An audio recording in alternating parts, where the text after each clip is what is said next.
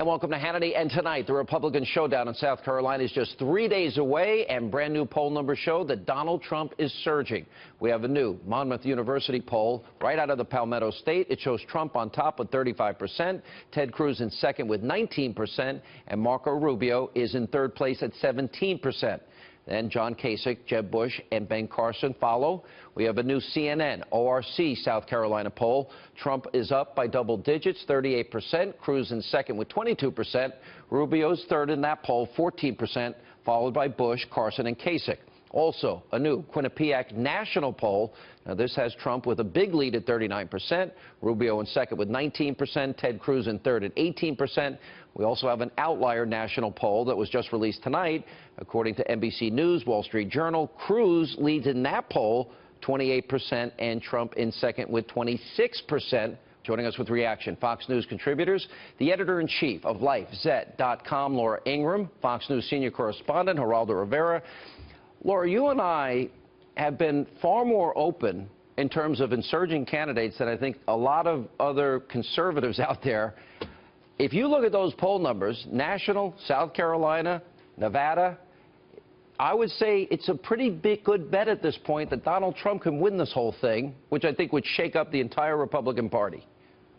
I think the establishment of the GOP and all of the discontented folks from the conservative media establishment, they have to start moving through their stages of grief, Sean. They have to move to now, they were at anger, disappointment, and now they have to go to acceptance and they're even in denial still, willingness to compromise. Aren't they still in the denial stage, though?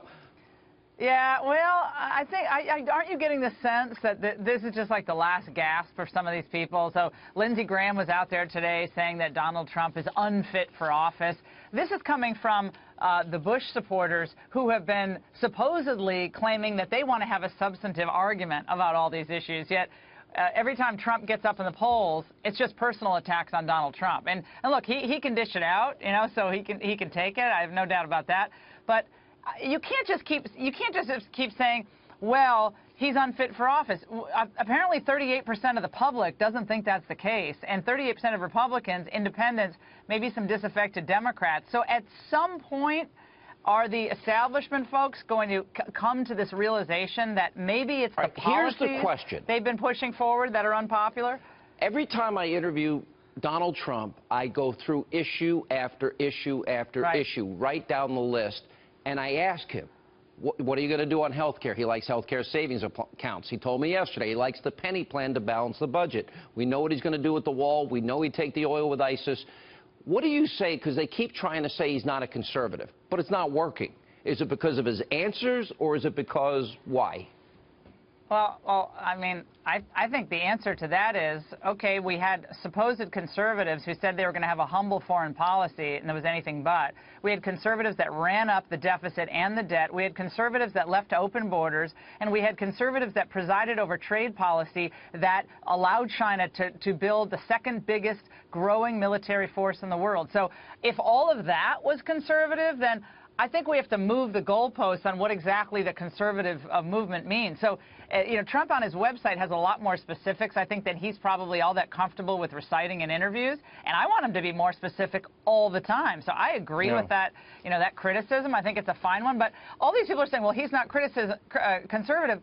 Well, tell me who in Congress, other than maybe Jeff Sessions and on some fiscal issues, certainly Paul Ryan, but there are not a lot of conservatives in the U.S. Senate right now, and so that's how I'd answer it. What do you make of the establishment reaction?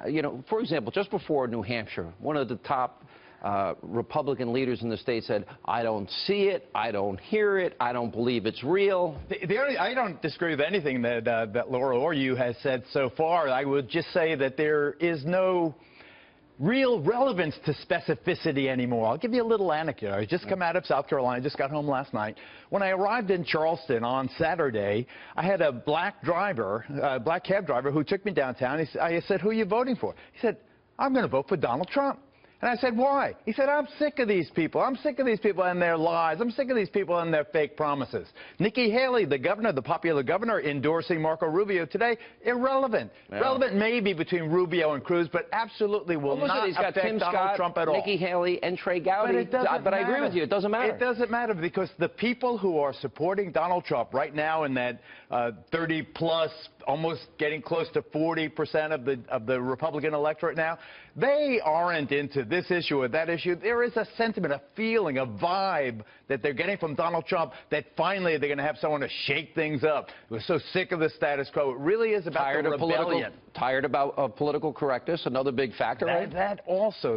And look at the debate when he almost lost it. Vis-a-vis Jeb That's like Bush. You and me debating. It is like us, but yeah. we're in a different business. Yeah. So you would think that, my God, look at that lack of prudence, look at the lack of decorum.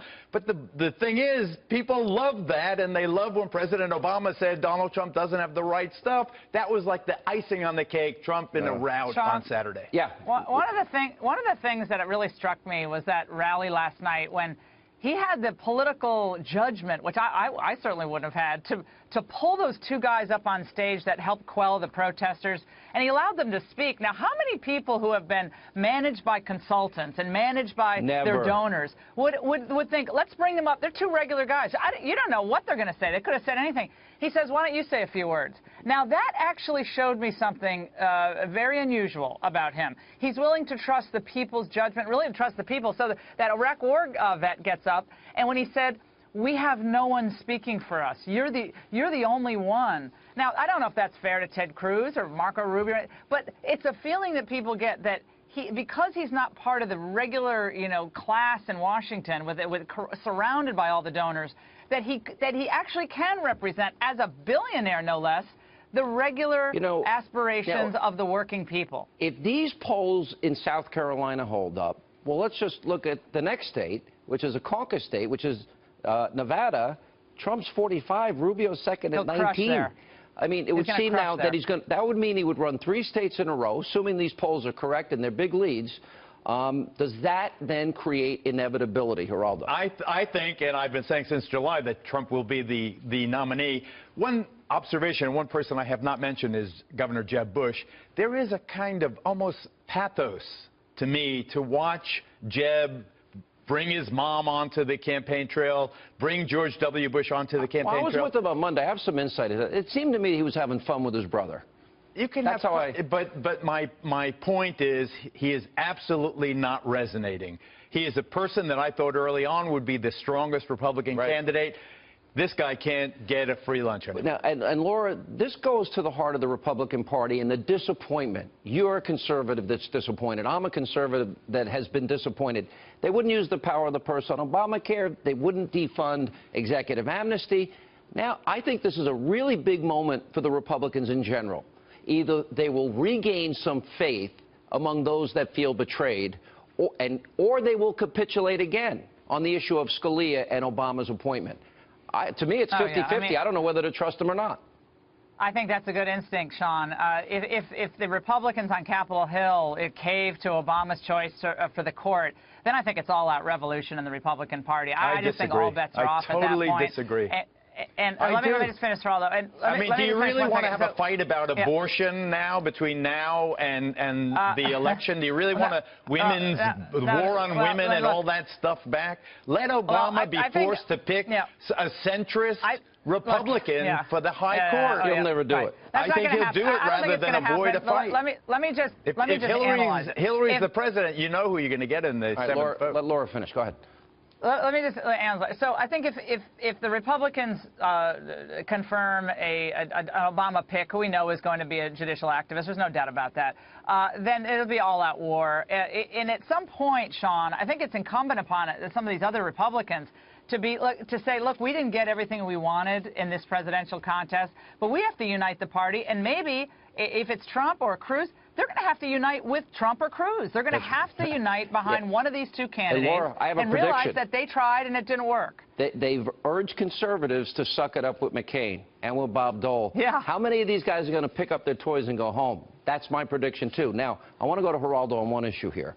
It's been 80 years since there has been an appointment and confirmation of a Supreme Court justice in an election year. You're a Democrat, small d. You're a Republican, but Wasn't Kennedy? Kennedy was in the election. But here's what I want to ask you. Why not let the American people decide, considering the balance, the entire balance of the court is in play here? I totally agree. Why not let them decide through the election?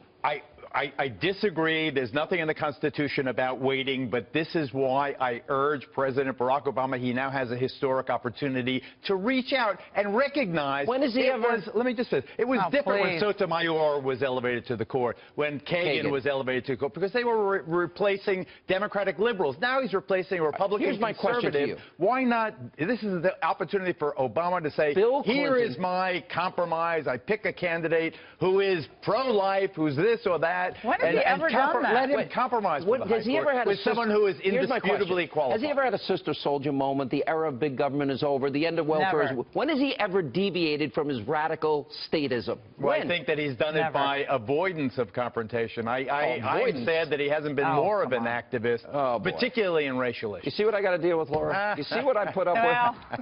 I wish I was in the studio. I could, I could talk some sense into her. You'd be the rose between the thorns. That's true. All right. Thank you both.